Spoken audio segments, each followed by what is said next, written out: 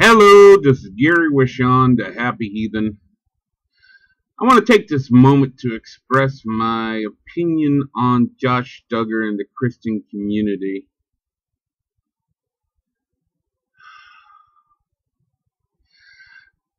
Josh Duggar's history with his sisters, his unhealthy interest in his sisters is disturbing enough.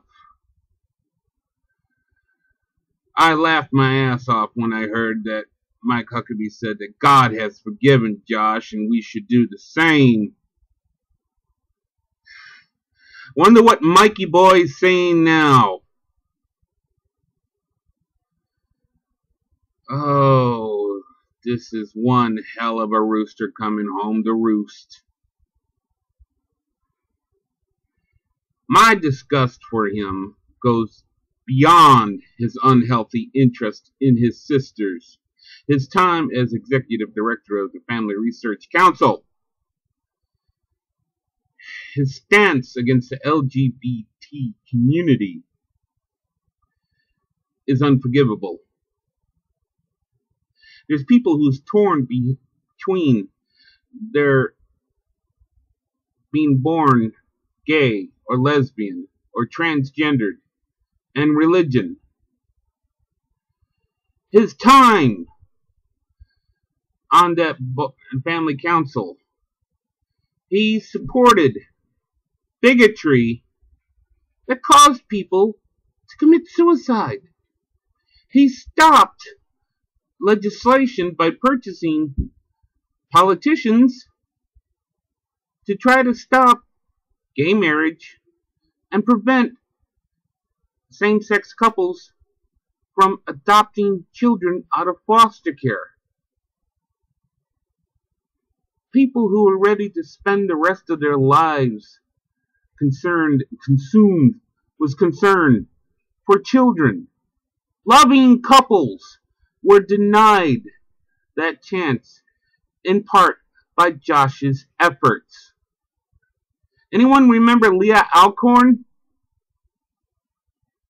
I will never forgive anyone who publicly stood up and spoke out against the LGBT community.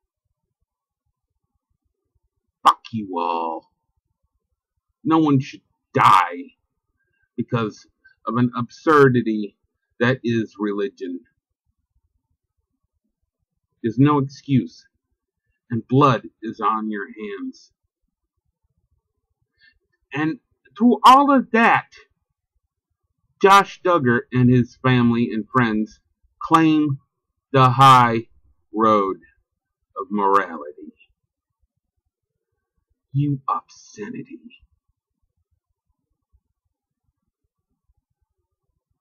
You better hope atheism is right. Because if there is a God, I think you have more to fear from him than me. You better hope when you die, you just go away. Because if there's an afterlife, all your forgiving, all your begging, all your pleading, all your assumptions that God has forgiven you, probably is going to blow the fuck up in your face. But there's one thing you have to worry about before you go, asswipe. The court of public opinion. Josh, you help promote an atmosphere of hostility that causes people to commit suicide because they can't wrap their minds around there not being a God. And thanks to your promoting bigotry, they felt they had to kill themselves. I can't speak for anyone else, Josh, but I'm never going to forgive you. I'm going to watch anything that comes out about you with vengeance, with hate in my heart. And I'm not the only one. Sleeping around on your wife, that happens. That in of itself is sad, stupid. Your wife somehow thinking that it's her fault, It's disgusting. You're never going to be let go. You'll always be in a news cycle, just below the surface. 3 words you have to look out for, Josh, for the rest of your life. Slow news day. Because when they're done looking at what politicians have done, I'm talking news media, when there's nothing new happening in the way of world politics, someone, somewhere, down the road of your life is going to say, what's Josh Duggar doing? And you can avoid this trouble.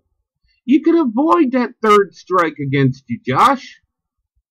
If you were a decent human being, if there was any decency in you, you'd become a real human being.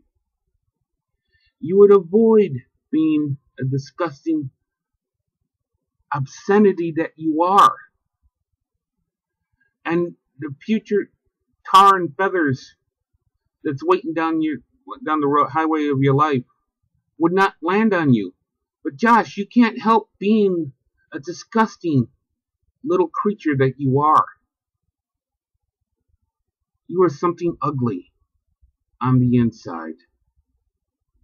You are something that should avoid light. Because it just shows you for what you are. You sad, pathetic indecency. To claim the moral high ground with your history. To expect people to forgive you for the second time. In the court of public opinion, you'll never be forgiven, and you'll never be forgotten. And you better hope atheism is right, because you got a lot to be answering for if I'm wrong and God's real. In short, you deserve every bad thing that's going to happen to you, and more. Videos down below. Goodbye.